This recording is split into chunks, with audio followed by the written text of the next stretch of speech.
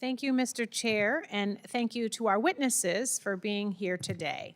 I want to commend the chair for holding this hearing on the U.S.-India Strategic Partnership and leaning into the very important work of our subcommittee in stewarding this critical relationship.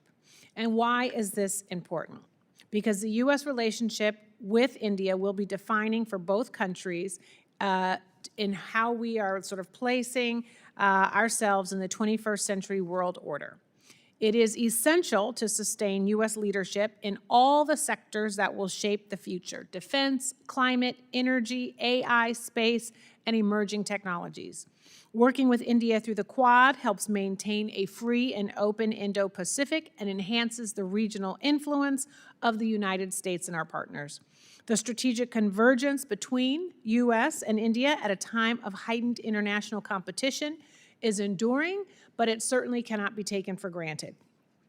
Successive presidential administrations of both political parties have devoted years of painstaking work to build trust and deepen cooperation between our two countries.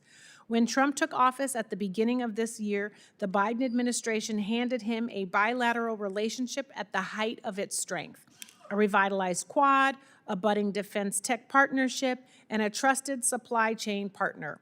These were hard-earned accomplishments and the product of strategic discipline from our two countries. And then what happened? Flush, flush, flush down the toilet the capital that Americans have built over decades in service of Trump's personal grievances and at the expense of our national interests.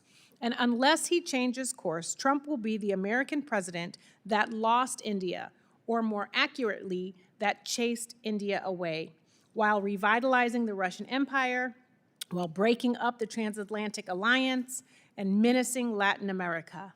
That is not a legacy any president should be excited about having. When the history books are written about where Trump's antagonism towards India began, they will point to something that has nothing to do with our long-term strategic interests: his personal obsession with a Nobel Peace Prize. While that is laughable, the harm that it will cause is not.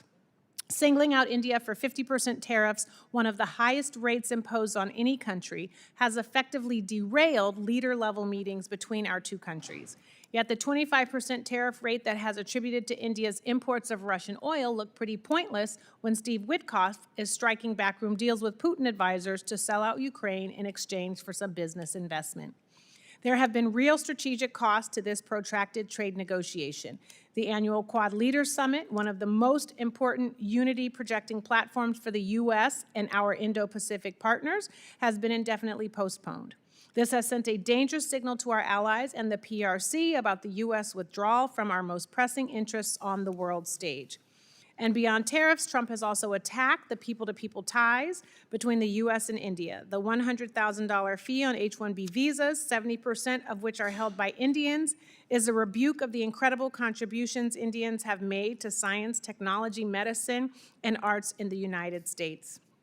Trump's policies towards India can only be described as cutting our nose to spite our face, and this is doing real and lasting damage to the strategic trust and mutual understanding between our two countries. Because let me be clear, being a coercive partner has a cost, and this poster is worth 1,000 words. You do not get a Nobel Peace Prize by driving U.S. strategic partners into the arms of our adversaries. We must move with incredible urgency to mitigate the damage that this administration has done to the U.S.-India partnership and return to the cooperation that is essential to U.S. prosperity, security, and global leadership. Congress understands the stake of this relationship on a bipartisan basis, and I thank the chair for providing the opportunity to get that on the record today. I look forward to a robust discussion, and I yield back.